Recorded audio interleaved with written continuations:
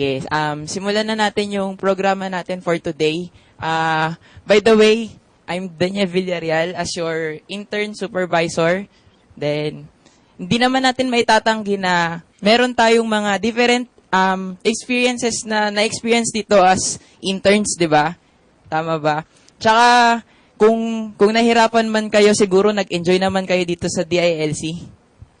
Hindi naman natin maitatanggi yun, pero sumagot naman kayo. Hindi. Ayun. Share ko lang din yung yung konting experience ko dito as dating intern. Yun nga, kahit sobrang hirap ng mga task natin dito, marami naman tayong matututunan dito kahit sa ganun man, kahit nagpunta kayo sa Makati, compare nyo dito. Saan mas okay, di ba dito? So, ayun lang, sharing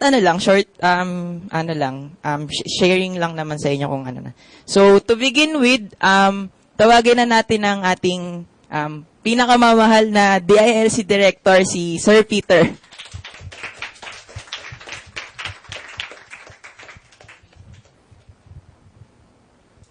Halos hindi ko kayo makilala. Parang kailan lang, una ko nakita, talagang mahiyain pa, pero tagal-tagalan na, medyo okay na rin. Yun ang gusto natin kasi i-develop natin yung kayong confidence. Iba nga sa inyo, sabi ko nga, parang kailan lang at ako mismo nabibitin kasi hindi nakaikot yung mga projects natin. Kahapon kasama ko si Paul at nag-present talaga siya mismo kung saan yung end user, no? Ibang klaseng experience yun kasi kaharap mo VP, halimbawa. Sa atin, hindi pa natin na yung mga, yung mga gadgets talaga, no? Mga instruments na hindi natin na present ng maayos pa. I was thinking presenting sana yung SCORM, kaso lang alis na sila. So ako mismo nabibitin, no? Kaya sa palagay ko mas maigi na mas mahaba pa, kaso lang mas magastos on your part kasi nga hindi kami nagbabayad ng allowance. But malaking pasalamat namin at pinili nyo kami. Masaya kami, natuwa kami na DILC yung pinili nyo. Kahit wala man kaming binibigay na allowance sa inyo. No? Sa iba din, wala din yatang allowance. Pero sana yung mga expertise na sa simulan ninyo ay pagpatuloy ninyo dahil ang DILC o ako mismo, yung mga kasama namin ay interested sa ganong klaseng expertise. No? Wala man kaming maipangakong trabaho kaagad sa inyo. But inisip namin na dahil maliit lang ang mundo para sa ganitong gawain, sana isipin natin na mas gagaling pa tayo dun sa mga skill set na hinanda natin. So sa ngayong umaga ay papakita ninyo ang inyong mga gawa, i-demo, i-present in less than 5 minutes each. At yung mga presentation na yun ay maging part sa inyong portfolio ay naka-video po siya. So, kasama yan sa pwede yung sabihin na competencies. No? Kasi hindi lang po bastang makagawa tayo ng bagay. Ang nagawa natin ay ipipresenta at sana ma-adapt ng karamihan. Kasi yun lang po talaga. Lalo na sa atin, sa field natin, ang isang bagay mahalaga lang kung may gamit at ito ay talagang ginagamit. No? Kung meron kang ginawa at wala namang gamit, wala namang mas lalo pang malala kung wala namang gumamit, yan ay ipagsantabi. Pero itong ginawa ninyo ay talagang gagamitin kaagad, no? Dito sa DILC at least. Okay, so maraming salamat. Sana mas masaya pa kayo dun sa mga presentations na gagawin ninyo. Ayan, narinig natin yung mensahe ng ating pinakamamahal na director. Add ko lang dun sa sinabi ni Sir. Gusto ko lang din kayo i-congratulate kung ano yung mga na-accomplish nyo as a student and as an OJT dito sa DILC. So, para bigyan tayo ng mensahe on behalf of the interns dito sa DILC, tawagin natin si Chris Manuel Garcia. So, first of all, good morning sa lahat. So, every OJT experience we always have something to earn from it. Hindi man lang siya money. So, experience talaga ang ating na-earn dito and also the expertise. So, on behalf of my co-interns here in the LC, I want to thank first God for giving us the guidance every time. Also to our parents and to our supervisors, Ma'am Tina, Mr. Villarreal, and Mr. Gonzalez, and of course to our DLC Director, Mr. Peter AC, and other officials of UP Diliman Interactive Learning Center, and under the Office of the Vice Chancellor for Academic Affairs here in UP. So, our experiences here have contributed a lot to our knowledge, and this knowledge have a great impact on us, not just an ordinary intern here, but also as a student and as a normal citizen of our country. So, hindi ko na to papahabain at my only message is that thank you for this wonderful opportunity that you have given to us, and I hope that mas marami pa kayong maturo ang mga estudyante, not just from our school but also from other schools, and to experience the things that we have experienced here. And with that, thank you very much. To begin with, dumako na tayo dun sa sa ating presentation, project presentation. Yung ating presentation is siya, subdivide into 3. Merong hardware, web development, and ano yung isa? yung sa multimedia. So, to begin with, tawagin na natin si John Mark Sorio para sa Pi FM. Thank you, Sir Dan. Good morning, guys. So, welcome. Yeah. So I'm the first presenter of our group, The Hardware. Yun, welcome. So, my project is entitled UPFM Transmitter. So, yun. Next. Yun. Parang ito yung concept niya. So, RPi base, FM transmitter. Next slide. So, UPFM transmitter, robust, stable, inexpensive Raspberry Pi base program, FM transmitter that plays online UPFM music radio. So, radio receivers can be tuned into 87.5 megahertz if the transmitter in range. So, bakit in range? Kasi, so far, ang nadidevelop namin nung other na tumutulong po sa akin is yung UPFM ko is nakakapag-transmit siya within a specific range. So, ngayon, nagde-develop pa ako ng mas malayo ang distansya para yung mga naka-tune in sa 87.5 frequency sa radio nila is maka-tune in sa UPFM. Next slide. So, what are the components? Ito yan. Meron akong Raspberry Pi Model B installed program with UPFM. The next one is, so, since simple pa lang siya, prototype, simple solid wire antenna. So, next. So, Ethernet for the internet connection, 5-volt DC source. So, yun po yung source na kadalasan na inaano po ng Raspberry Pi. Ito po yung mga other equipments and software. So, for the programming, for the hardware, para dun sa pagpo-program, monitor, VGA to HDMI, mouse, keyboard. Tapos, para sa software, meron tayong Raspbian OS. Tapos, in the Raspbian, open mo yung LX terminal para dun ka mag-program nung Pi FM. Next slide. So, how to make it? Yan. Ayan po.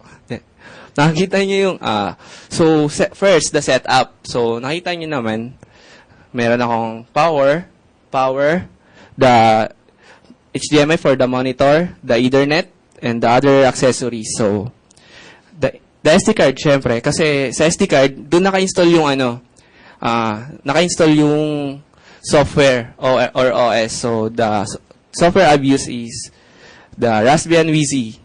So, from Debian. So, yun. Yung, eto na. So, the next step is programming for UPFM.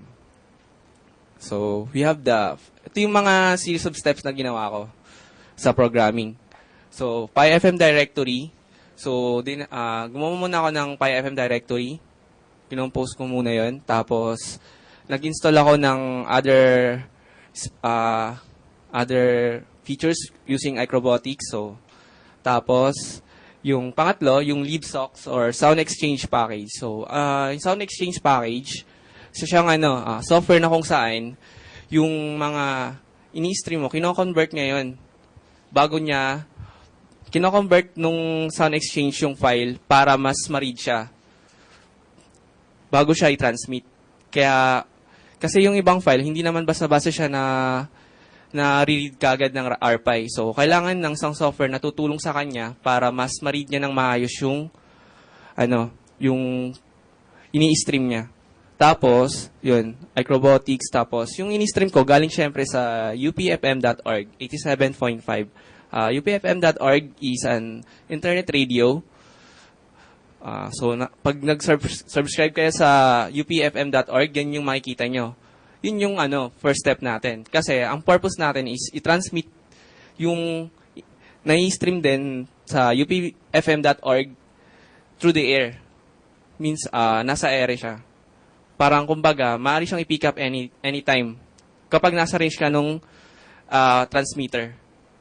So, tapos, yun, upfm.org mp3 script. So, yung source nun, kinuha ko. Hinanap ko dun yung parang mp3 or .nhb something. Kinapi ko. Nilagay ko dun para i-stream using the sound exchange. So, next slide. Ay, autorun. Ayun, autorun din pala. So, how it works? Ito yun. PyFM is transmitting songs coming from the internet radio, upfm.org. It is streamed by using the software called Sound Exchange through FM signals transmitted by Raspberry Pi, in turn, received by the various FM radio receivers. So, yun nga. Yung Raspberry Pi ko, ang purpose niya is transmitter talaga. Usually, ang mga transmitter, nagtatransmit lang siya kung ano-ano yun. Sa amin kasi, ginagawa namin nun, nagtatransmit lang ng sound mic. Pero dito, iba. Ang tinatransmit niya is yung galing sa internet. Tapos, from internet, i-convert ngayon into analog signal na ibabato niya sa ere. Which is marireceive ng mga radio receivers. Kasi, dalawa yan eh. Yung mga nakikita nyo na component, yung sa cellphone nyo, o kaya yung sa bahay nyo, tawag doon, FM receiver. Tapos, dalawa yan. Yung isa, transmitter, yung sa receiver. So, yung sa akin, transmitter, tinatransmit niya yung mga kanta or songs na ini-stream niya galing sa upfm.org, tapos na nare-receive naman ng mga radyo nyo. As long as naka-tune in kayo sa 87.5 at nasa range kayo ng transmitter. Next slide. Thank you for listening. Okay. Thank you very much, John Mark Sorio. Maganda yung project mo as transmitter. Ayun, sige. Next is si Mang Tani na. Yung web accessible AC remote control using Arduino. So, let us call Elijah Limbangan. So yun po. Good morning po. Narinig po ba sa mic? So, okay na. So, let's start. Good morning. I am Elijah Limbanan and I am a part of the hardware group and I will present to you two presentations. So, first, web available aircon remote control. So, it looks like this. Pakita po natin. So, ayan yun. So, web available aircon remote control. Yan po ang itsura niya. Next. So, web available aircon control is a component of the sensors and controls at the ILC project. It is a prototype aircon remote sensor controllable via web. So, ito pong project na i-assign sa akin ay tungkol sa isang remote control. Yan po. Tungkol po sa isang remote control. So, alam po naman natin na ang isang remote control, kinokontrol niya ang isang bagay, any object, na kung saan mas malayo sa kanyo, mas malayo kaysa dun sa tao. So, ito naman, ang nai-assign po sa akin ay pag-control naman sa remote control. sa pamamagitan po ng web. So, pinapadali po nito ang buhay sa pamamagitan ng kahit wala ka na doon sa mismong lugar, pwede mong kontrolin yung remote at yung remote kokontrolin niya naman po yung aircon. So, yun po yung concept niya. Ganun po siya. So, paano po ba ito nag-work? So, yun, kakasabi ko na kanina. At tingnan po naman natin yung mga components po nito. Kung anong nagpapagana sa kanya. So, first, transistors. Kailangan po natin ng 5 pieces transistors, 2N3904 po dapat. So, ba't po 5 piraso? So, mamaya malalaman po natin kung bakit 5. So, ito po ang kanyang schematic picture. Ganun rin po, nilagay ko na rin po ang itsura niya, yung actual picture. So, makikita po natin dito, ang isang transistor, mayroon pong 3 pins. So, meron po tayong tinatawag na emitter, collector, tsaka base. So, kung yan po yun, CBE, EBC. So, yun lang po. Next. Ay, bago pala yun, ang transistor pala, ginagawa niya po dun sa circuit ng remote control, ina-amplify niya po nag-amplify po siya ng voltage, ganun rin po yung current tsaka yung power. Yun po ang trabaho niya para dun sa circuit. So, ganun rin po, meron po tayong isa pang semiconductor device, resistors. 5 piraso rin po uli, at kailangan po natin ng 22,000 ohms. So, ginagamit po ito dun sa circuit para maiwasang diretsong mapunta yung current at hindi siya magkaroon ng short circuit. So, next na component po para dun sa ating remote control ay, yun po, PCB or also printed circuit board. Ginamit po namin ay universal PCB. So, dyan po nilalagay lahat ng pinakita po kanina components. Dyan po lahat ima-mount up. Lahat ng transistors and resistors. Ganun na rin po yung remote control. Next. Yan naman po. Yung kinokontrol naman po namin remote control ay ang CDR King Universal Remote Control. So, ano po bang kontrolin natin? Ang kailangan kontrolin po natin sa isang remote control. Ang kailangan po ay ang power button, tsaka yung up, tsaka down button para sa pagtaas at pagbaba ng temperature. So, next. Yan po. Ang board na gagamitin po natin para sa pag-connect po para sa web ay ang Arduino Micro. Arduino Micro po ang nagamit po namin kasi ito po ay cheaper than any Arduino board and tsaka po hindi po siya bulk at yun po, maliit po siya at pwedeng madala. Hindi po siya yung kasing bigat tulad ng ibang Arduino board. So, ayun. Maliit, cute. Okay. So, next. So, daan mo naman po tayo sa ating procedures. So, sa procedures, hardware part, so, ang kailangan po natin kontrolin, di ba, sabi kanina, ay power button up and down. So, nilagay ko po dito, power up, down.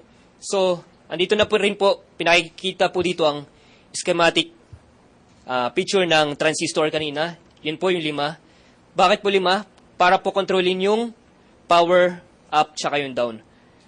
Yun po. Tapos 5 resistor para pag-connect po doon sa Arduino Micro, 'di ba, para hindi siya mag-short circuit. Nilagyan po namin ng resistor para pag diretso na doon, 'yun, walang short circuit at 'yun po. Doon po siya mag-flow. Ganun po. So, ganyan po ang konsepto sa pagbuo ng hardware part po sa remote control. 'Yan po. Next. Doon naman po sa software part. So, sa software part po, kailangan po gawin po natin first yung codes para sa Arduino. Next po yung para sa PHP. Yung Arduino po para po dun sa Arduino Micro, para po kung ano man ang ibabato niyang trabaho para dun. At sa PHP, yun naman po sa web. So, makikita po yun. These codes can be seen at, yun na lang po. Makikita naman po. Okay. Sige po. So, next. So, okay na po yung una. Ito na po yung pangalawa.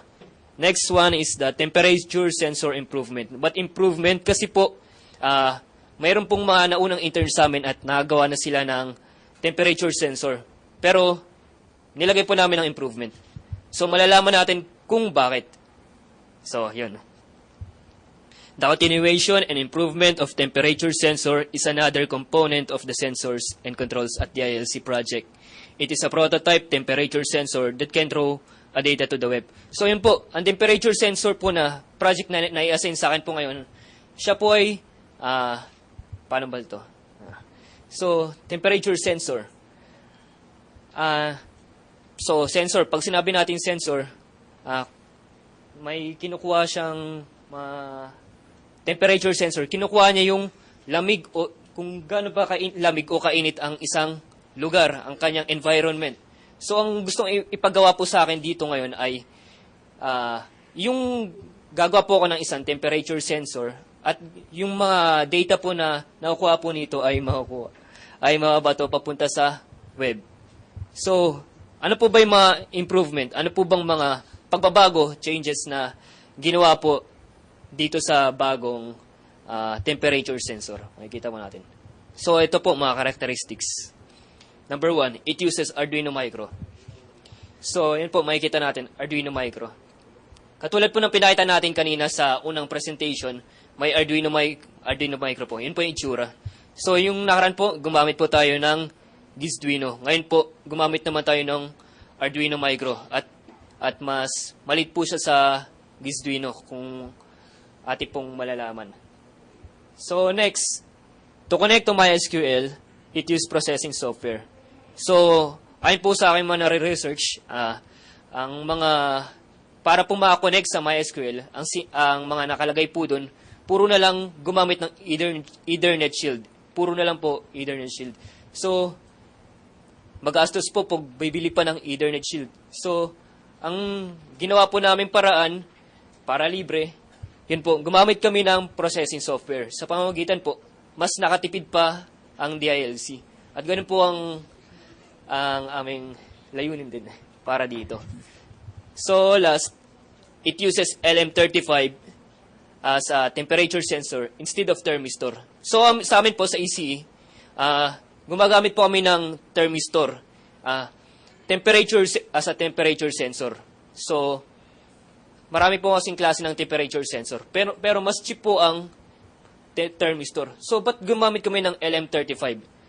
Bakit kaya? Kasi, ang LM35 mas accurate siya sa pagkuha ng temperature kaysa sa thermistor.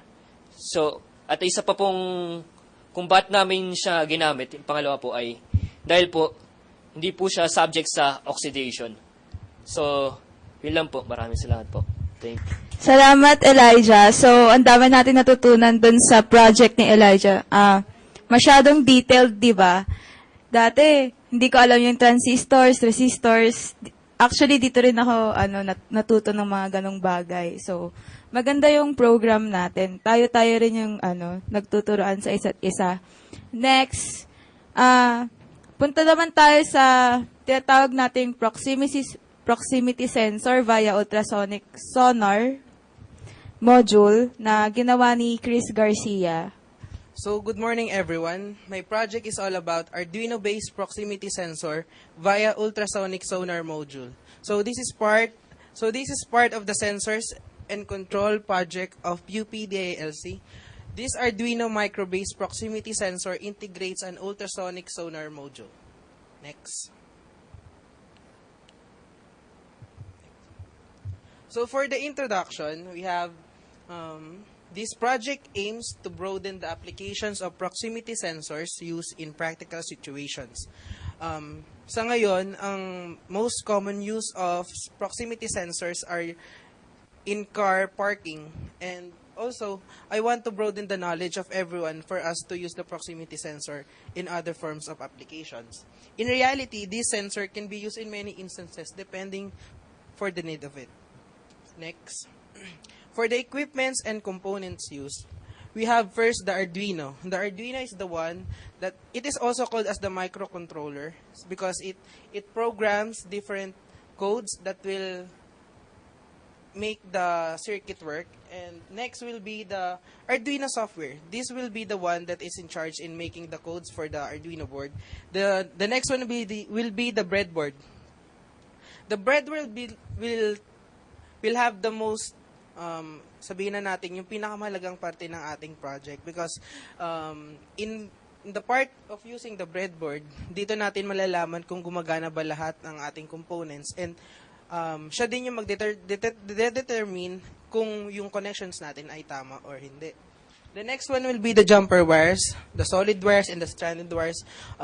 Of course, it's used for the connection within the circuit. The next one will be the PCB or the printed circuit board to be used as a mount for the components. The next one will be the buzzer or the piezo buzzer and the US-100 or the ultrasonic sonar module by the Texas Instruments. And the last one will be the soldering iron and soldering lead for mounting of the components. Next one. How to make the proximity sensor. So first we'll have the breadboard. Next one will be the PCB and the one that's last will be for the casing. So let's go first with the breadboard. So here on the breadboard, the first thing to do is to connect all the components to a breadboard. As you finish putting it all together, connect it to an Arduino that has the uploaded code.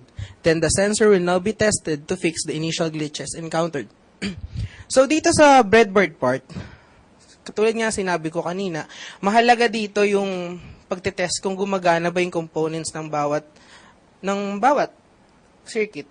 And katulad niyan, yung US-100 which is the proximity sensor, kailangan nating malaman kung gumagana ba siya o hindi. Dahil yung proximity sensor from the title of my project, yun po talaga yung magkakaroon ng pinakamalaking part and pinakamalaking portion dun sa mismong purpose ng aking project. So, next will be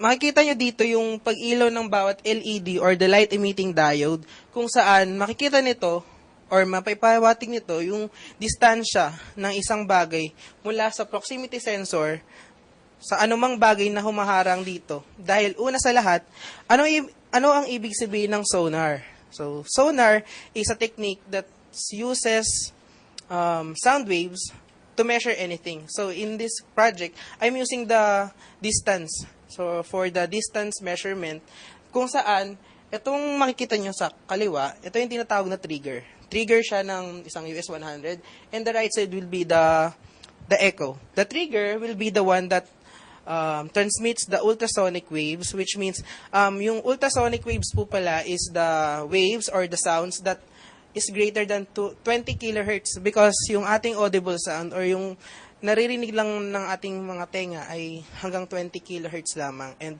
beyond that, we have the ultrasonic sound which will be used here.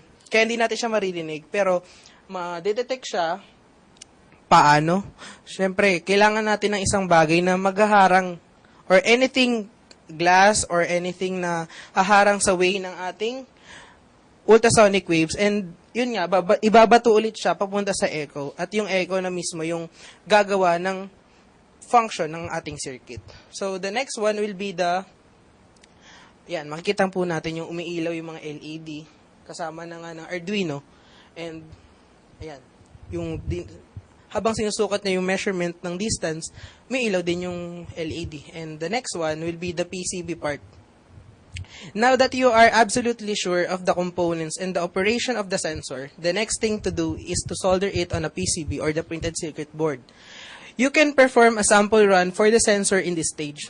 So, nalaman na natin kanina na yung ating components ay gumagana talaga ng normal at efficient. So, ang ating gagawin naman ngayon is to mount those equipments and those components sa isang PCB to have it permanent. At kung permanent na siya, ready na siya for deployment and implementation process. So here, ito nakikita nyo, ito yung PCB, yung bronze-colored thing, and ito yung ultrasonic sonar module. Ito yung mga jumper wires, and here's the resistor. Kailangan pala natin ng resistor dyan dahil una sa lahat, gumagamit tayo ng LED. Ang LED pala ay isang diode, at ang diode pala ay isang electronic component na nagpapadaan lamang ng kuryente sa isang direksyon. Ibig sabihin, prone siya sa mga sa short circuit at maaaring masira yung mga component na to. Kaya kailangan natin gumamit ng resistor para mabawasan yung current na dumadaloy sa LED at hindi ito masira. So, sa case na ito, meron tayong 5 LED. Bakit tayo gumamit ng 5 LED? Because, actually, hindi naman talaga kailangan gumamit ng 5. At pwede naman gumamit ng 1. Ngunit para mas maganda yung ating deployment at mas maganda din yung kakalabasan ng ating project, kailangan natin gumamit ng 5 para mag-indicate din ng kung gaano nakalapit ang isang bagay mula sa proximity sensor. So, ayun na nga. Katulad nga nito, sinabi nga dito, you can perform a sample run for the sensor in this stage. Ayun nga, makikita na natin dito kung paano gumagana yung ating sensor in actual process. So, the next will be the last part. So, permanent na ang ating mga components sa PCB at working na siya. Lahat na ng ating components ay gumagana. Ang pinakamaganda nating gagawin is to put it in a case. To make it more durable and more portable, put it on a casing. You can use it anywhere you want. So, ang primary purpose po talaga ng casing is to make it portable. Portable in the sense na kahit saan, pwede mo siyang gamitin. And using a case, malilesen natin yung damages na magagawa nito sa ating circuit. Katulad na lamang ng other conductive materials that can penetrate the circuit because alam naman natin yung nakasolder siya sa likod at maaaring masira yung ating PCB or yung ating components. So, paano siya gumagana? So, dito makikita nyo, yung unang ilaw ay kulay green, umilaw siya within 1.51 to 2.0 meter. The next one will be the yellow light. The first yellow light to be lightened up within 1.01 to 1.50 meter. The next one will be the yellow light, 0.51 to 1 meter. And the next one, 0.26 to 0.5 meter, the first red light. And the last one will be the closest one, which is the red light, 0 to 0.25 meters. Kung makikita nyo, masyadong maliit yung ating distansya, which is 2 meters. Dito sa aking project, pwede natin siyang i-program ulit. At pwede nating baguhin yung maximum distance, pero dapat hindi siya lalagpas ng 5 meters. Dahil yung 5 meters, yun yung maximum distance na nasusukat ng proximity sensor nito. Pero dito sa case natin, bakit tayo gumamit ng 2 meters? Because, first of all, sa deployment nito, which is to be discuss later, malalaman natin kung bakit 2 meters lang yung pinrogram ko dito. And additional also, once something has been detected within the 2 meters in line with the sensor, di ba nga sinabi ko na yung pagdetect ng bagay ng isang proximity sensor ay perpendicular dito sa trigger. So, ibig sabihin, inline dapat siya dito sa butas na to. The buzzer will automatically makes the alarm. So, lahat ng ilaw na yan, may kaakibat yan na buzzer sound. And sa kadlagayan nito, iniba-iba ko lamang yung frequency para makadagdag ng indication ng alarm sa mga tao. And the more frequency or the more na nakaka-annoy ng tao, mas malaki yung chance na makakuha tayo ng attention para malaman natin kung sino ba yung pumapasok or hindi sa ating establishment. So, next one will be the deployment. In this project, the primary beneficiary will be the security of the DALC office. The proposed project will be put beside the security guard's desk, which is dito po yan, dito siya lalagay. With this, the maximum distance that the proximity sensor had been programmed with is based on the distance of the desk and the door. So, ayun nga, nasagot na natin yung katanungan kanina na kung bakit 2 meters lang yung pinrogram ko dito. Dahil sa pagkakasukat ko dito, pumapatak na medyo 2 meters, kung iusog natin ng konti, medyo 2 meters lamang yung maximum distance na pwede nating paglagyan ng sensor. Bakit 2 meters? Diba, yung proximity sensor, hindi siya katulad ng motion sensor na kahit anong gumalaw, magti-trigger na yung circuit. Sa proximity sensor, kailangan niya ng any surface na pag magbabounce back ng ultrasonic sounds para gumana yung circuit. And with this, alam naman natin yung door, solid surface siya, which is a glass, and magbabounce back talaga dun yung ultrasonic sounds. Kaya dapat hindi ma-detect yung door para hindi siya tunog ng tunog, hindi siya ilaw ng ilaw. Kaya 2 meters yung ginamit kong maximum distance ng ating sensor. So, next one will be the recommendation. So, for this project, open na open siya for further studies. For better alarm indications, the proponent recommends the future projects that are based on proximity sensors to integrate the use of phones and web-based services. In using phones as an indicator also, Bluetooth and Wi-Fi can be used as a medium. It will be more accessible and much easier to get someone's attention. So, as we all know, yung DILC is integrating the use of information technology and other softwares to integrate with different forms of devices, katulad ng anong ibang projects dito sa ating company. But also, ini-integrate po sana din natin yung other web-based services, katulad ng another way is to make it available through web. With the use of this, one can monitor the place anywhere, making it the most efficient way to get someone's attention. Since the project is proven to be working and effective, it will be advisable to make some further studies on it. The project is open for development, for further use and applications that will benefit the people and make our lives easier, which is the purpose of every project to be made. Yun naman talaga ang ating goal, is to make our lives easier. And also, katulad nga ng purpose nitong ating study or yung ating project is to alarm the people around us kung meron man nagpe-penetrate within the vicinity or within the doors of the DILC. So, next slide. So, we have the recommendation, we have the operation and how it works and the purpose of our project. So, the only thing that we can do here is to make it to lengthen its life. So, mas maraming makakapag-benefit dito. And the project is now working effectively and working in what it's supposed to be. To prevent some incidents, some precautions must be observed in using the device. First is place it in a stable and dry condition. Yun talaga yung pinaka main point of this precaution. Kasi kailangan hindi siya uga-uga. Dahil pag nauga yung sensor, may tendency na hindi niya madedetect yung tao dun na humaharang dun sa mga ultrasonic sounds. And pangalawa, have it near on a 220 AC socket of power or USB powered device para mabigyan lamang siya ng tamang power. Pangatlo, make it free of any liquids that can damage the device. So, importante din to dahil gumagamit tayo ng kuryente, kahit DC yung ginagamit natin sa mismong device, kailangan pa rin nating pag-ingatan yung paggamit ng liquid dahil yung liquid ay is a conductor that can damage the device itself. And last but not the least, do not tap, shake, or slap the device. Connections can be interrupted. Since gumagamit tayo ng Arduino, so expected na we have pins there and the pins can be disconnected if nagalaw siya ng with much force. Kaya kailangan nating pag-ingatan talaga yun. Next slide, please. So for more details, visit the Isqueaky, which is the official website that has published the project. For the detailed procedures and the detailed specifications of the components, visit the proximity sensor via ultrasonic sonar module. And for the other projects, go to the DSL projects. Next slide, please. So for the acknowledgement, as what I have told earlier, I want to thank my supervisors and Mr. Peter and for the other staffs here.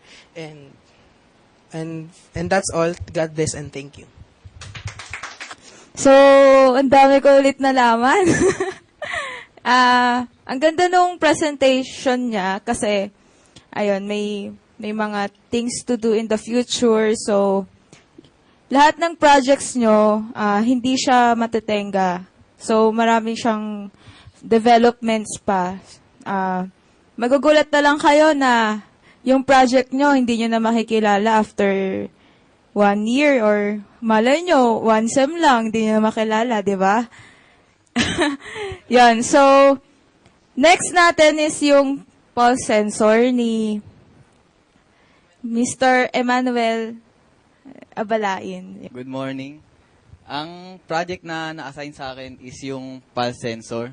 So, yung pulse sensor is for medical uses. So, yung project na to, pwede siyang magamit doon. So, next slide. Yung original developer, yung unang nag-develop is sila Joel Murphy and Yuri Gitman. Yan. So, yung gamit nila, yung hardware, next slide. pwede mong, makukuha mo dun sa website nila. Tapos, mayroon din silang ibang distributor. So, dun sa project nila, ito yung compose nung gamit. Yung mga hardware. Pag binili mo, may yung pulse sensor na, then may hook dots, then ear clip, tapos mga iba pang accessories para sa pulse sensor.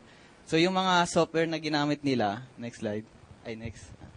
Yung Arduino, gamit din yung Arduino IDE, tsaka yung processing IDE para makita yung graph.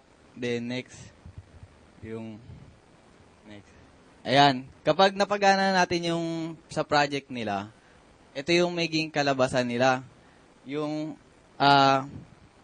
graph nung pulso natin na pwedeng gamitin sa further study.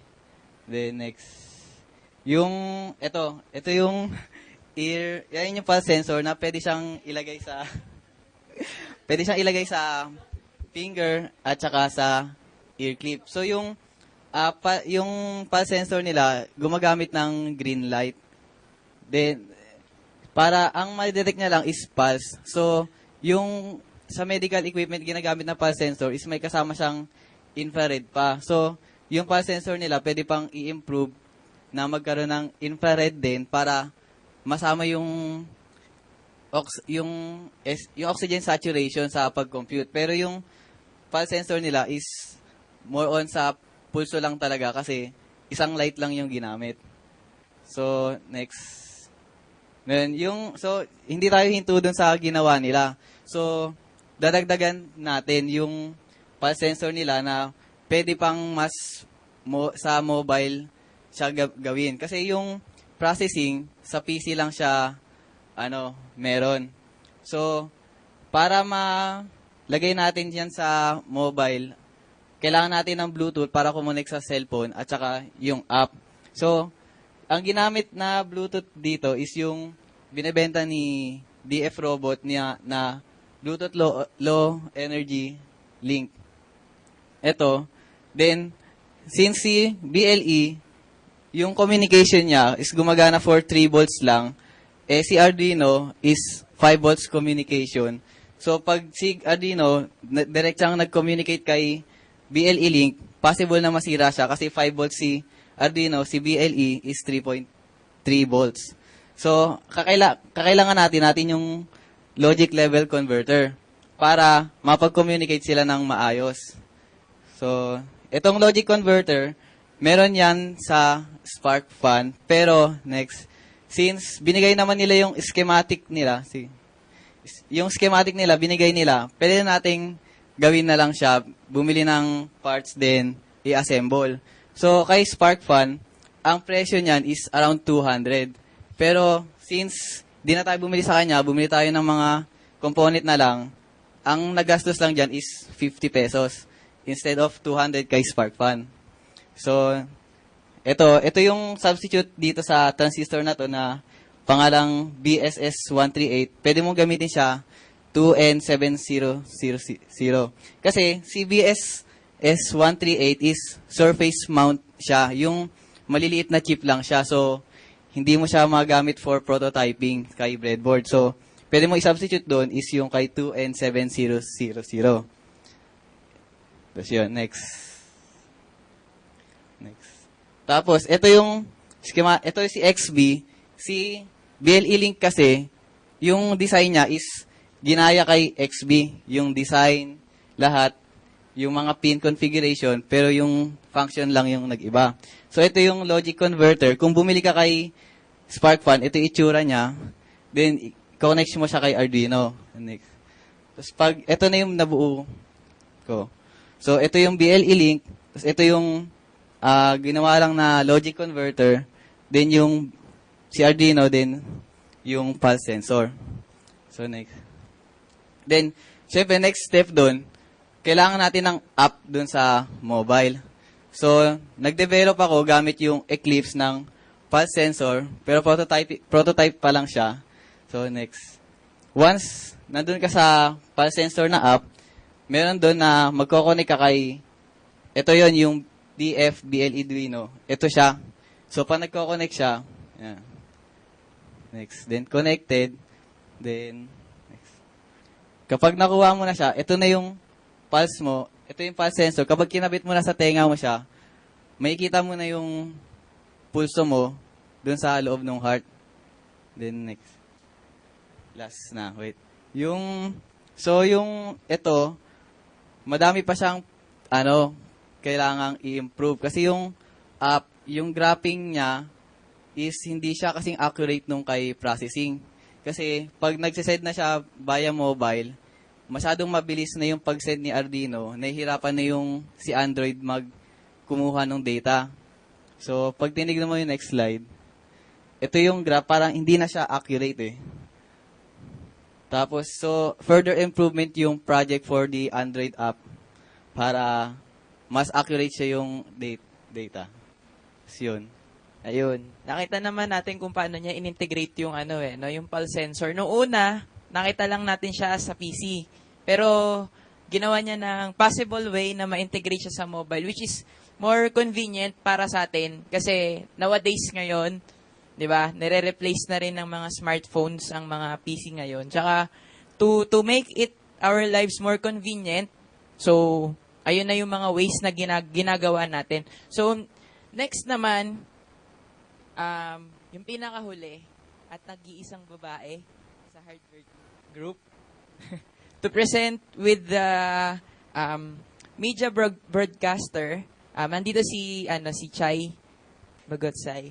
Yung bago ako mag-start, itong project na to, hindi siya kinakailangan ng more on technical talaga. In terms na yung maghihinang ka, maggagawa ka ng mga schematic diagram. Ito, ang media broadcaster is a Raspberry Pi appliance that broadcast audio via DILC server. Same lang din siya ng first presenter kanina, which is UP FM transmitter. Pero ito, in real time siya ng media broadcaster. Paano siya nangyayari? So, in a simple block diagram is, first is yung sound card, Raspberry Pi, the DILC server, and clients. Para in layman's term, ganito siya. Itong device na to, pag once na i-connect mo siya sa mixer, kanya, di ba may event? So, i-connect mo siya sa mixer nung, sa technical, yung mga ginagawa nila, which is in audio, may i-stream siya via web. So, di ba, from sound card. Yung Raspberry Pi na yung more on magpo-program. Tapos yung DLC server, is, yung IceCast 2 na ginawa, tapos may i-stream na siya or maririnig na siya via clients. So, next. So, yun nga yung sabi ko kanina, nothing to do with hinang-hinang, bibili ng components. Ang kailangan mo lang is a sound card and a Raspberry Pi. So, yung ginamit kong OS dito is a Raspbian Wheezy. Pwede naman siyang itry sa ibang OS. Pero kung Raspbian Wheezy yung gagamitin mo, dire-diretso yung pagpo-program. So, next. So, yun. Ang una muna is RPi as a streaming server. Kung makikita may Pulse Audio. Pulse Audio is a streaming server nga. Kasi ang bago ka makakapag-stream ng mismong server ng DILC, itatry mo muna siya na kung makaka-capture siya ng kada computer through IP. So, kung mapoprogram mo siya dun sa, 'di ba, Raspberry Pi, tas dun sa mismong mga co-clients na malapit na PC, ina-IP, maririnig mo na siya or may i-stream na siya live. Next. So, yon, ganito yung mismong setup nung Raspberry Pi na may sound card. So, yon yung yung pagpo-program, tapos yung mag-a-appear na photo is yun. Meron kasing simple lang naman siya eh. Pag once na nag-type ka, may mag-a-appear na siya na box, tapos i-customize mo na lang siya kung paano siya may stream. Next. So, yun. Using Dark Ice and IceCast 2. So, ito na yung sa mismong server. Ito naman, yung niya is MP3. So, audio siya, tapos naka-MP3 siya na maririnig mo siya dun sa icecast.org.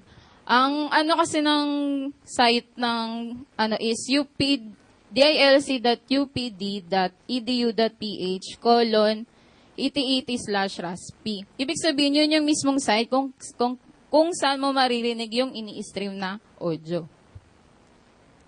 So, yan na yung mismong mga photos nung sa mismo na sa server.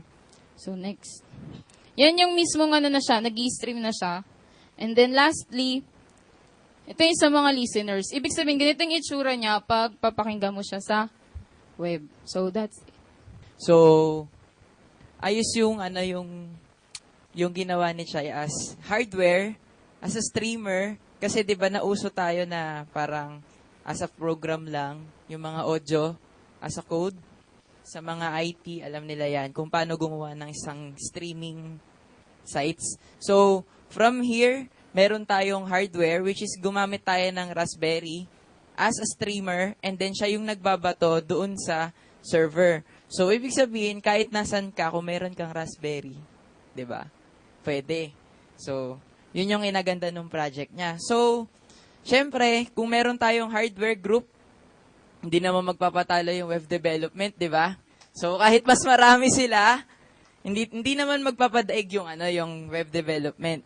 So, simulan natin sa Lagbank. Sige. Si Manuelito and Ortega. Manuelito Ortega and Tristan Alcantara. Magandang umaga sa ating lahat. Ako po si Tristan J. Alcantara. Sino po ang nagta-time in dun sa baba? Oh, marami. Lahat tayo. Sa hindi alam, yun po yung Lagbank. Next slide. Ang Lagbank is a central repository of security, personnel, and building activity logs at the ILC. It features analytics and tools for administrators and staff to help them carry out their office roles. Ang kanyang features ay attendance. Sa attendance, dun ka magpupush ng time in and time out mo. At sa manages user and office, dun ka mag-create ng mga users at mga offices. Tapos sa roving checklist, doon naman mag-create ng mga activity para sa checklist. Tapos sa visitors logbook, kung may mga bisitang pupunta dito sa DILC, doon na sila maglalag. Tapos sa inspection report, dito sa roving checklist, pwede kang mag-take ng note doon sa inspection report para makita ng lahat ng mga nakalagin. Tapos, staff activity report. Dito makikita ng staff yung mga activities niya. Tapos sa daily time record, kung mag-push ka ng time in time out, nandun lahat ng mga records mo. Tapos sa activity report, doon rin makikita yung mga activities na ginagawa ng mga users. Tapos sa edit profile, pwedeng ma-edit lahat ng yung mga pangalan mo, mga detalye. Tapos sa chat messaging, doon sa chatboard, meron pong chat messaging kung may sasabihin ka sa mga ka-empleyado o sa mga kaibigan. Ano ba ang mga problema na kung bakit natin inimplementa ang Lagbank? Ang una, yung manual time in and time out. Sa mga kagaya kong pangit magsulat,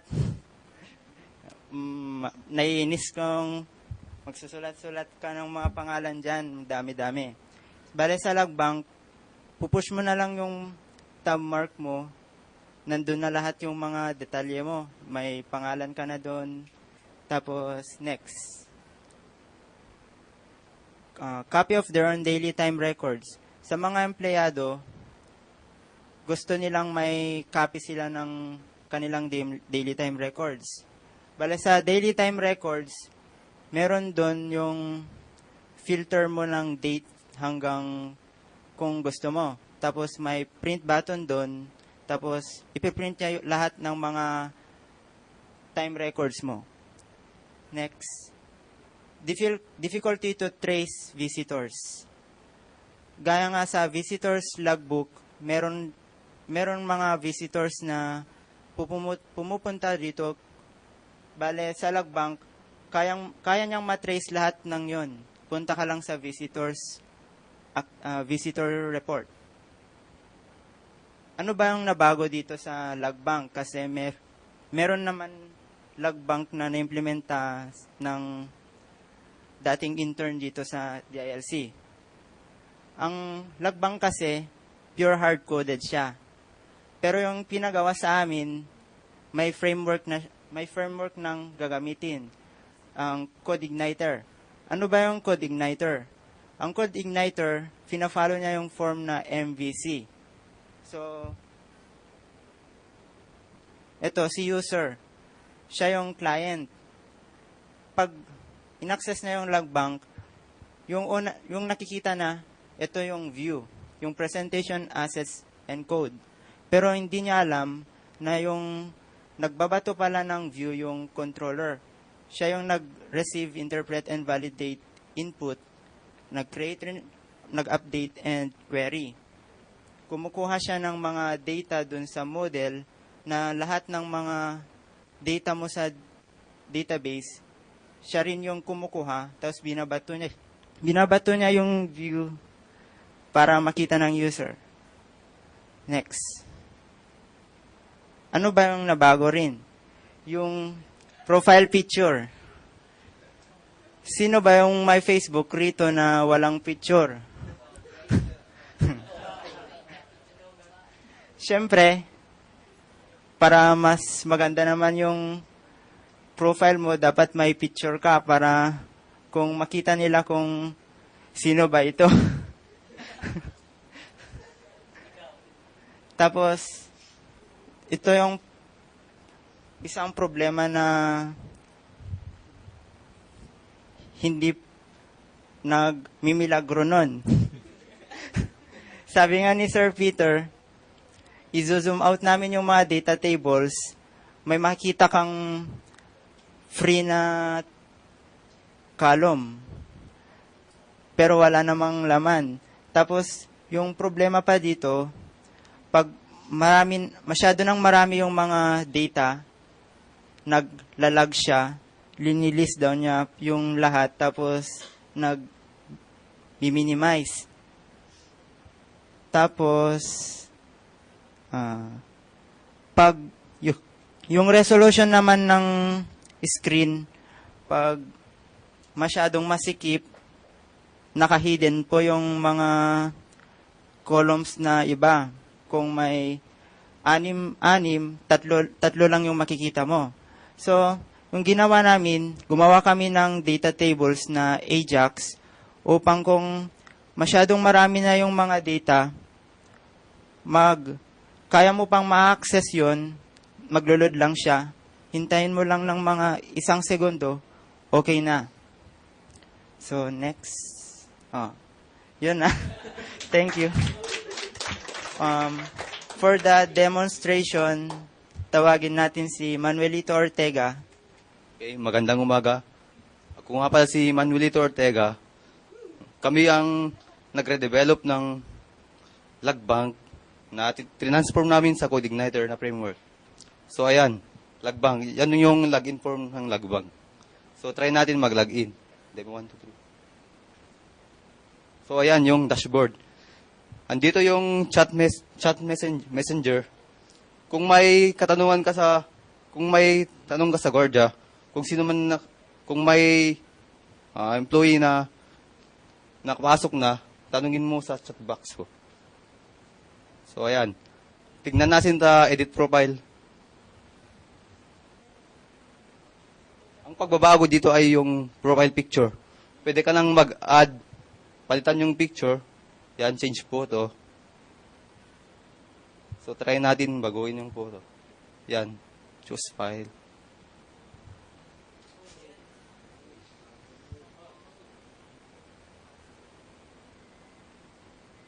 Oh, ayun.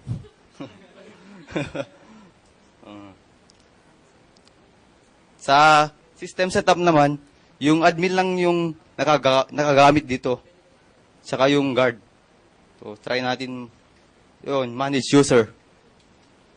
Sa module na ito, dito ka pwedeng mag-add ng mga staff o mga intern. O ito yung form ng pag-add ng employee tsaka intern po. So, try natin mag-add.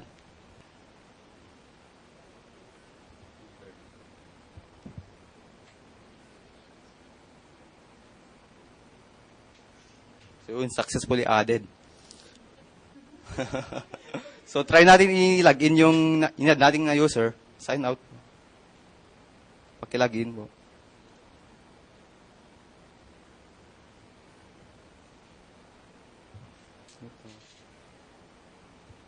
So, yan. Ito yung mga module na makikita ng intern tsaka staff. Pwede lang tignan yung record nila sa my daily time record. At pwede rin natin i-filter yung range ng attendance natin. So, through calendar. Yan. Submit. Yan, wala bang record. Sa may activity naman, dito na natin makikita yung mga pinagagawa natin sa sa building o kumpanya. Sa may visitor, dito yung makikita yung mga bumisita sa inyo. Saka sign out na ako dito. Lagin ulit yung admin.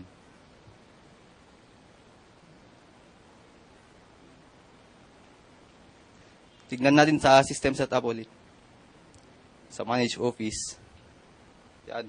Sa module na ito, dito ka mag-add ng mga offices. So, ito yung form niya.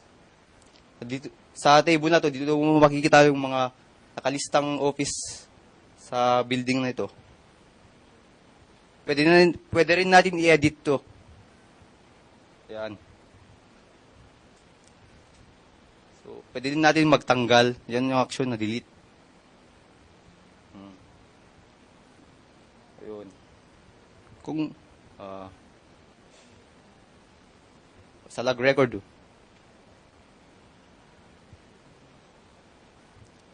Bale, ito yung module na yung guardia yung responsable dito.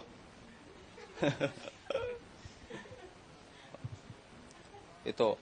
Yung mga bisita na ilista sa system. So, try natin maglista.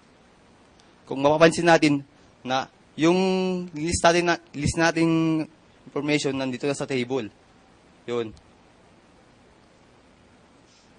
Yung binisita niya ni Dalupan, si Tristan Alcantara.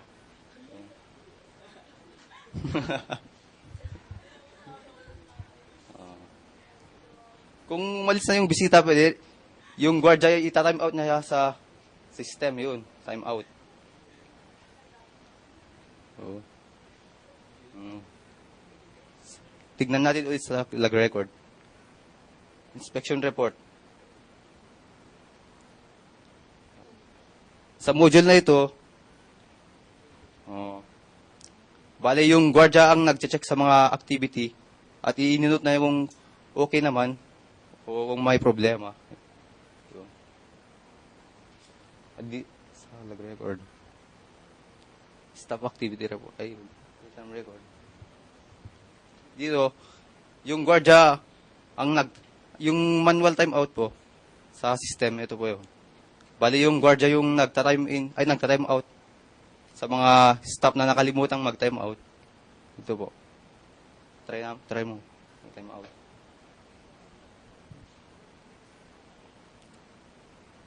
Yun. Time out.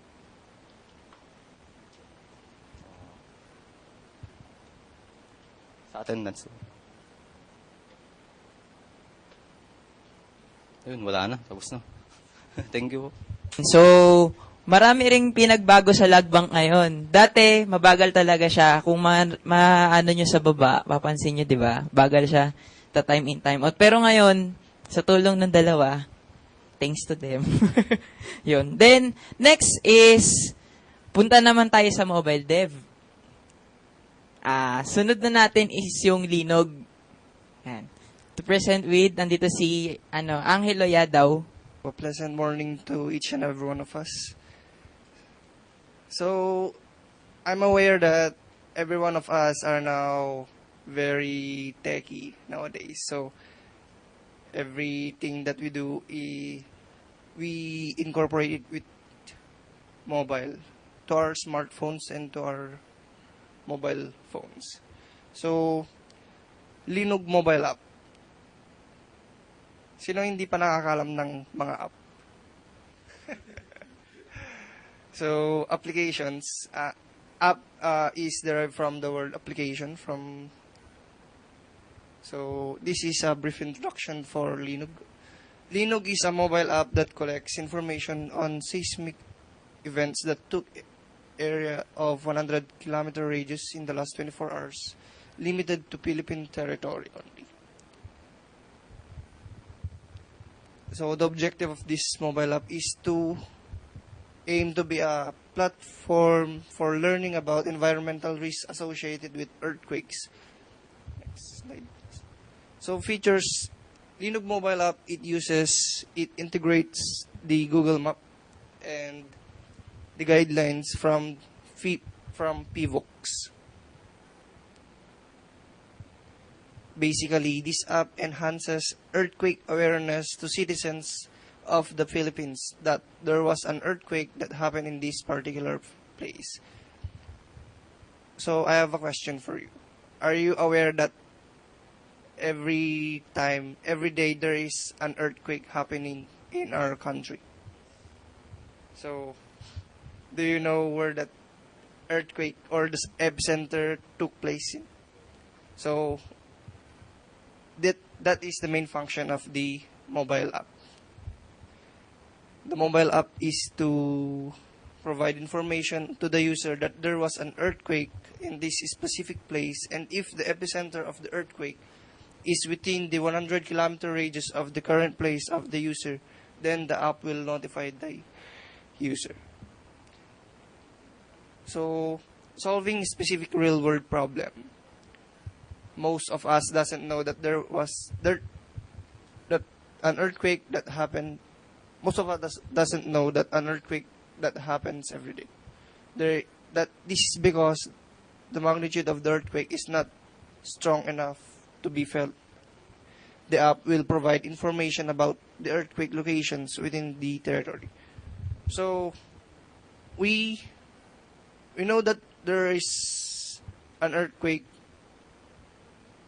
for through feeling. So that is our way of sensing that there is an earthquake. So this is the work skills that I learned. Reuse-oriented programming, extreme programming, teamwork, and passion for work. Reuse-oriented programming is a method used by programmers. Most of the methods are available now on the internet, so you can reuse those methods. Extreme programming is an agile method used in developing applications and systems. So this describes the time used. So in extreme programming, the time to be delivered on a system or an application is very limited. Teamwork, with the support of my supervisors, and passion for work. Without passion for work, you will only be just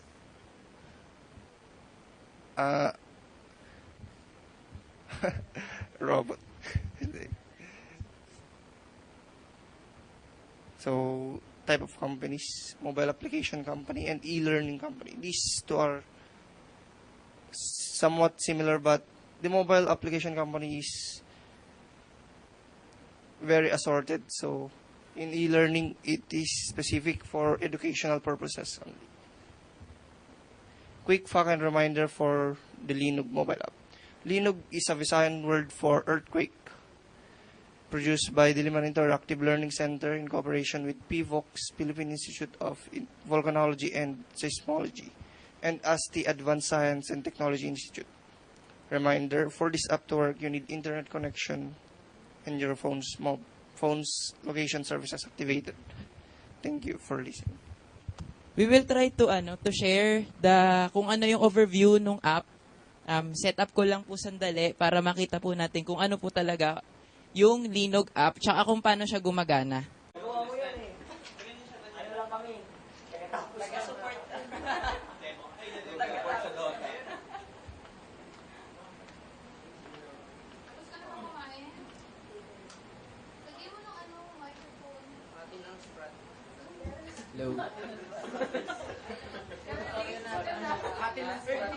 So, ito po yung main page, main activity ng lead.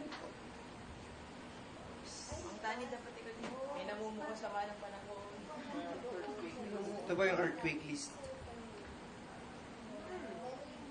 Ito po yung mga...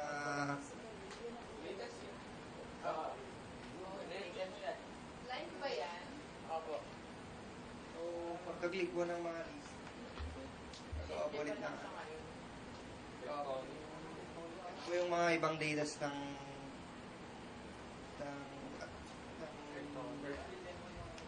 earthquake po sa date, location, longitude, latitude, tsaka depth of focus, and magnitude 2.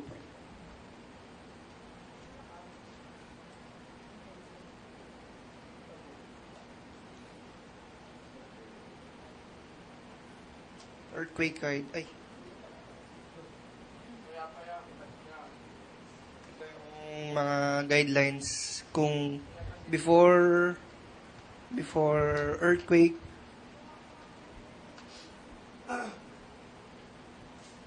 during earthquake, stay calm when you are inside structurally sound building or home. Typographical eh. Saka after earthquake.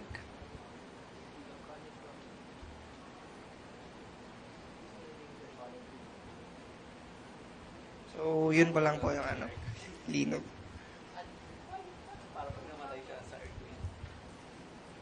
Add ko lang, dito sa kung makikita nyo siya dito, merong kulay blue circle. So, itong circle na to is 200 kilometers, radius yan, within the, kung saan yung location mo.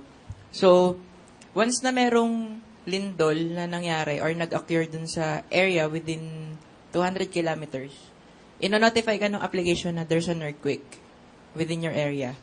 100 kilometers dun sa distance. Kasi, eto, center, di ba? Ang buong, yung straight line from one end to another end of the circle is diameter. So, pag hinati mo siya, yun yung radius. So, 100 kilometers yung radius niya. So, ang naging calculation namin dito is, once na merong pumasok dito, kinukuha niya yung mga distances. Kino-compute niya if less than or equal to 100 kilometers, pag pumasok siya doon, ibig sabihin, medyo parang kailangang i-alert yung tao na merong earthquake na nangyari dun sa area na yon. So, yun yung isang feature sa ngayon ng linog. And hopefully, marami pang features na pwedeng katulad ng mga tsunami, volcano activities, kasi 'di ba connected ang volcano sa earthquake. So, hopefully ma-integrate agad namin siya dito. Yes. Yun, katulad nito, nagkaroon ng earthquake dito. Pag clinic nyo siya, makikita nyo na kung saan yung location. So, ayun, nawala. Pero nag-update yun. So, sa iba Sambales. So, di ba pagka nagkaroon ng earthquake dun sa coastal, possible na magkaroon ng tsunami. So, yun yung isang feature na magde-detect ang app natin na possible bang magkaroon ng tsunami within that event dun sa earthquake na yun na nangyari. So, yun yung isang recommendation na meron siyang notification if there's a tsunami. Di ba yung tsunami kasi is merong mga warning? Yellow, red, hindi ko sure kung ano. Basta may tsunami level warning yun na meron sa FIVOX yun. So, yun yung mga yun yung mga features. Yan. Tapos, add ko lang din na yung location na nade-detect dun sa phone is hindi siya accurate kasi using mobile data siya. So, isa pang feature nito is to use the GPS satellite. If medyo patient ka to get your accurate location, not accurately, precise location, pwede kayong gumamit ng GPS. So, para mas accurate yung magiging data, yung magiging feed nung app sa inyo. So, pwede kayong gumamit ng GPS instead of network. Pero kung mabilisan lang, overview, ito, may lindol. Ayan. So, what is the difference between this app and the Feebox website? So, dun sa Feebox website, ang makikita nyo lang is ganito. List lang. List, kung nasan siya, information, kung ano yung, kung date and time. Ganyan lang yung makikita nyo. Tapos, meron lang picture dun ng kung nasan yung part 9. Kumbaga, nakakarap na map. Ito yung epicenter ng mapa. So, the difference is, dito sa app natin, umpisa pa lang, alam mo na agad kung nasan yung mga lindol. Makikita mo siya. Yes. Ayan. Makikita mo na agad kung nasan yung mga, kung saan yung mga areas na nagkaroon ng lindol last 24 hours or the remaining days na iba. So, pwede mong malaman agad na, kunyari, may kamag-anak ka sa Tabuk, Tugigaraw. Uy, lumindol dyan. Update. Or sabihin mo, download mo na yung app para malaman mo rin kung lumindol sa area nyo. So, di ba parang mas convenient? Compare na, punta ka ng shop or kung may laptop ka, bubukas ka laptop, connect sa internet, browse dun sa Feebox website na napakabagal. Dito na lang, di ba? Mas convenient siya compared dun. So, ganyan lang kasimple. Just, isang click lang, kita agad yung mapa, nasan yung lindol, alam na agad. So, mas siya, more convenient to use, compared to use the Feebox website. So, yun yung project na na-establish about dun sa Linog. So to call with, to present about people power, let's call on Paul Aranza Mendez. So I am Paul Justin Aranza Mendez, presenting People Power, my project, People Power, the middleware. Next. So what is my project? What did I do? People Power, let's start off with an introduction of People Power.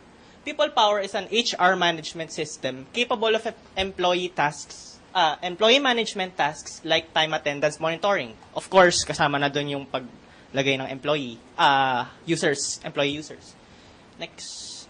The middleware developed communicates with the specified biometric device and syncs data such as attendance and other information to People Power. Next. Okay. This is a rough draft of how my middleware works. The user punches into a specified biometric device. Next. Then the device sends the data. And my middleware catches the data sent by the device. Next. The middleware catches the data which is then sent to People Power. Next. This also works backwards, meaning the data from People Power can be synced to the device and has backup and restore options which you can back up your database and your data from the device and shit. Yeah. What are the real-world problems that my project tried to solve? My middleware directly communicates with the device instead of having to read from another database given by the device. To sum it up, next. This was the previous setup. The device communicates with the given device software and then creates another database, which is an Microsoft Access database. Then another middleware reads the database and sends it to People Power, which is kind of 5 process thingamajig, which is kind of inefficient. Next. While mine, what I did is shortened it from a five process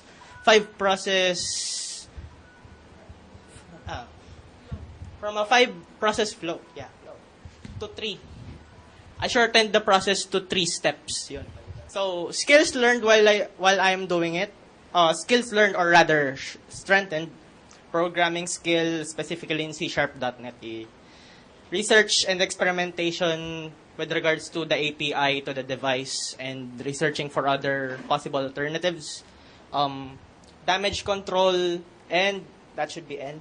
And professionalism, because damage control, when I was starting up with this project, I kinda had to learn disassembling, which is really, really frustrating. Yeah. Then, companies that might use my skills, obviously, companies that have an IT department or requires IT-related services. Well, specifically, right now, I work on biometrics, so any company that might need some biometric device that connects to a certain software might use my services. So yeah. Thank you for listening. So, the next is, ito na yung yung gumawa nung, natin, AVP tsaka FOP na videos para dun sa So, tawagin na natin yung ating dalawang multimedia graphic artist, si Kevin Aganus and Alan Joseph Glova, para i-present sa atin yung FOP, AVP, tsaka yung ginawa nilang SCORM na project. Ano nga ba yung SCORM? Yung na-interview kami dito. Ano yung SCORM? Nagtatanungan kami nila Kevin. Ano yun? Tapos, yun nga. Hindi namin maano kung ano yung SCORM. Kaya nga sabihin natin, use your resources.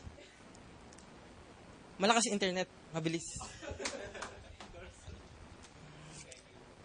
SCORM is a set of technical standards developed for e-learning software products. It enables interoperability between e-learning software and how online learning content and learning management system communicate with each other. So parang lang siya. Parang interactive siya. Pwede kang gumawa ng interactive e-learning material with yung ginamit namin software is Adobe Captivate 7, which is the latest version. Hindi pala, 8 na pala, may bago na pala. So parang every year na-update siya from Adobe. Siyempre alam naman nating lahat na ang Adobe is a premier company in the US, na parang mas marami yung Mac users kaysa sa Windows users doon sa US. Right? So, swerte namin dahil meron yung DILC na maganda yung computer, i7 with na video card. So, Captivate. Ano yung Captivate?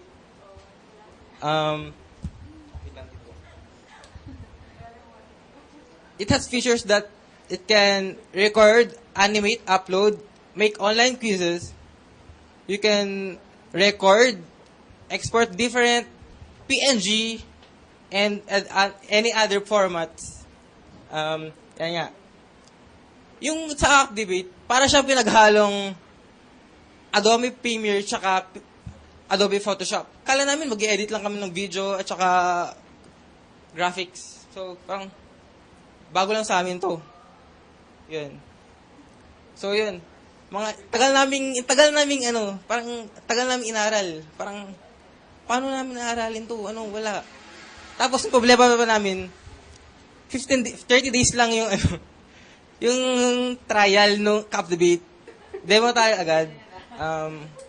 Play. Ang HTML5, yung pala, using HTML5, pinakabagong HTML, tsaka yung partner niya, yung CSS3.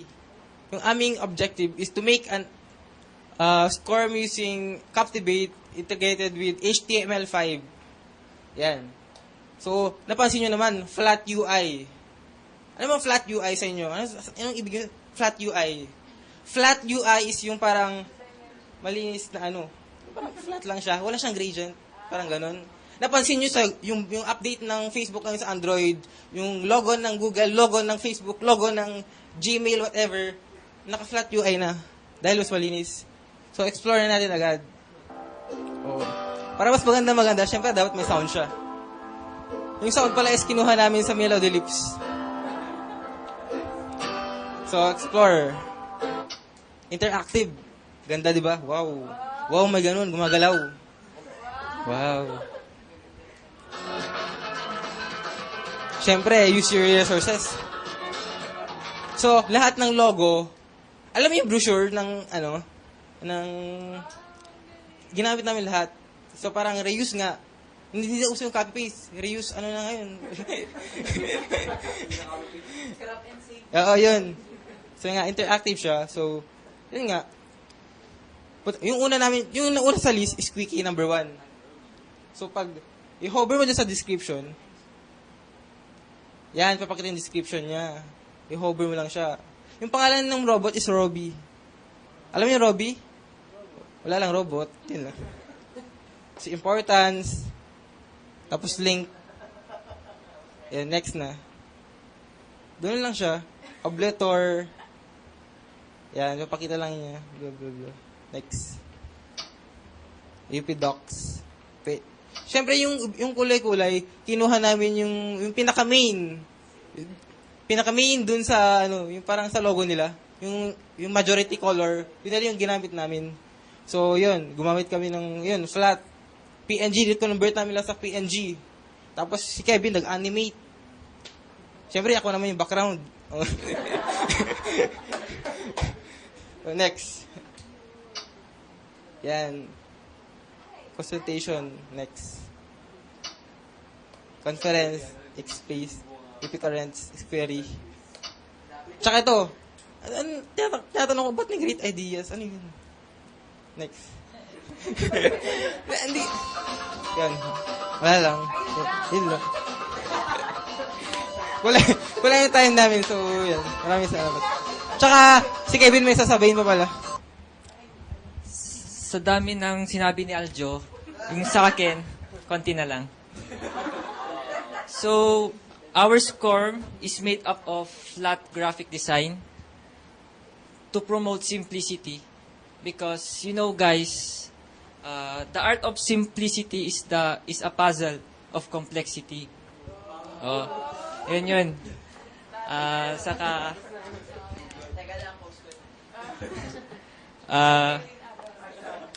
so the purpose of this is to simply endorse the DILC services instead of using flyers and brochures.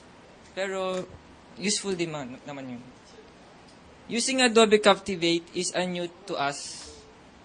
Learning it became a mission. Yun yung ginawa namin ni Aljo. Inaral namin. Sa tingin ko, okay naman yung output pasado, achieve sa makulang ay less than 2 months na intern dito. So, we're thankful na we learn new things here and yun. Thanks to our supervisors and co-interns din sa bonding, sa time, tsaka sa ano pa.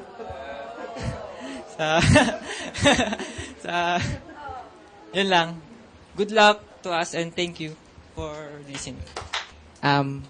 Panoorin muna natin yung AVP na isa pang prepare ng multimedia.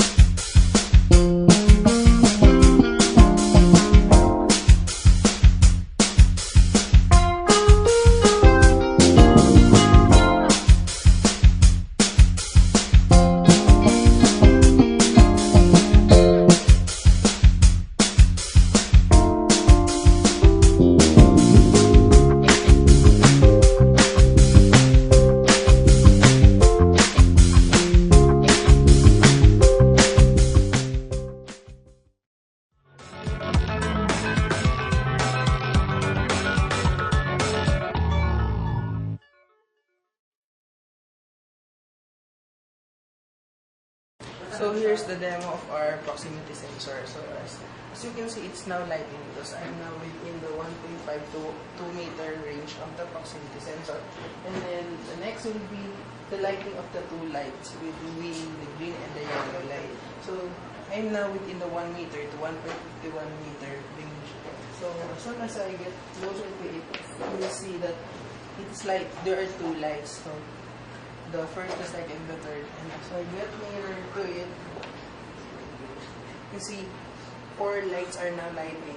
And this is 5 lights. And now you can see the 1, 2, 3, 4, 5, which means I'm very near to the object. Okay. So water sprinkling.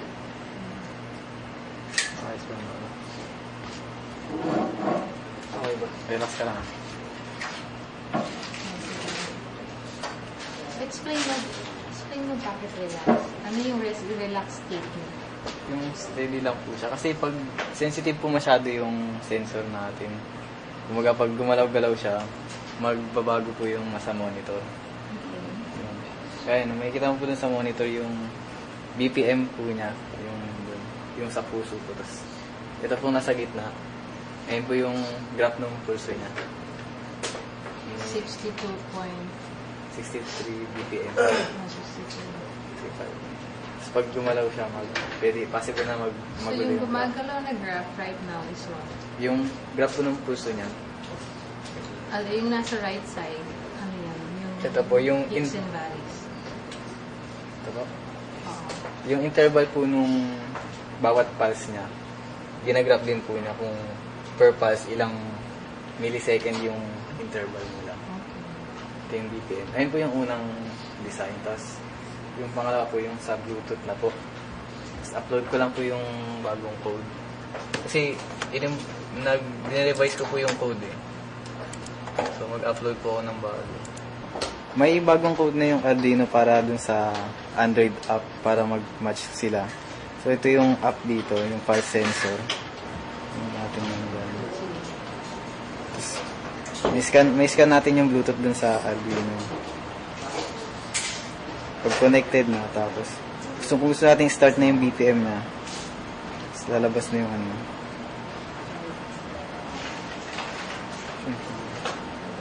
Tapos hindi magulo ka ata. Tapos pag gusto nating i-graph, so ito for improvement pa to. Pero ito na yung sample na graphing sa mobile.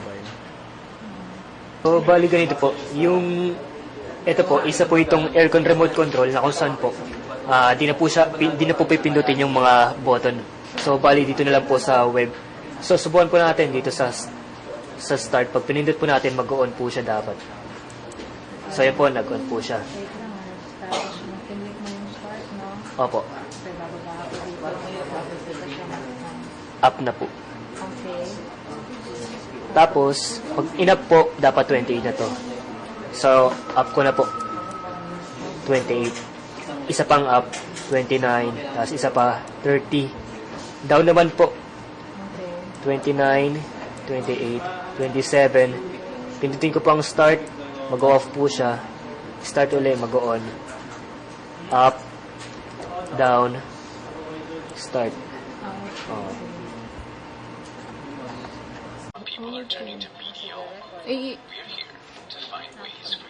So, kung dito mapapansin nyo, ito yung sa listener side. Baga, ito yung sa mga nakikinig. So, dun sa kabilang PC, yun yung sa streaming, yun yung ini-stream niya, which is live. So, yung napiplay dun, dito nagre-reflect yung audio niya. So, since dalawa yung PC dyan, kita nyo yung sa ARPA yung nasa maliit na screen, tapos yung isa, yung sa audio. So, yun. So, ito yung sa time, yung tagal nung pagkakastem niya. So, yun lang po. Hindi po. Bali, continuous lang po talaga siya na since naka-live po kasi siya. Opo, maka-cut off lang po siya. Magkakaroon ng negative dito. Or mag-i-stop na lang siya automatic. Pagganahin natin yung UP FM transmitter, Raspberry Pi. So first, we have the radio receiver or the radio. So, on natin, i-tune in sa 87.5 MHz. So, yan. Tapos lalakasan ko yung volume. Yan. So, wala pang FM signal. So, wala pang transmission na nangyayari. So, ito yung Raspberry Pi, program ng Pi FM and up.org, stream in the up.org, upfm.org. Tapos, so, sa ngayon, meron pa lang tayong simple antenna. Ang cover nito is around 5 to 7 meters radius or 10 meters radius. So, tapos, meron ng Ethernet connection, may internet connection, tapos USB cable micro na i-connect natin sa 5 volt DC power source. So, start na tayo. First, connect ko tong Ethernet cable. So, para sa internet connection. Ay, bago pala ka makalimutan, ayun, may blower tayo para hindi kagad lumamig hindi kagad mag-init yung Raspberry Pi. So, papatong ko lang. Tapos, plug-in na rin natin yung antenna niya. So, ito yung antenna is made up of solid wire. Solid wire, and hininang ko ng dulo ay GPIO female socket. So, saksak natin sa GPIO number 4. Ayan. Tapos, ito naman yung, ito na yung sa power niya. So,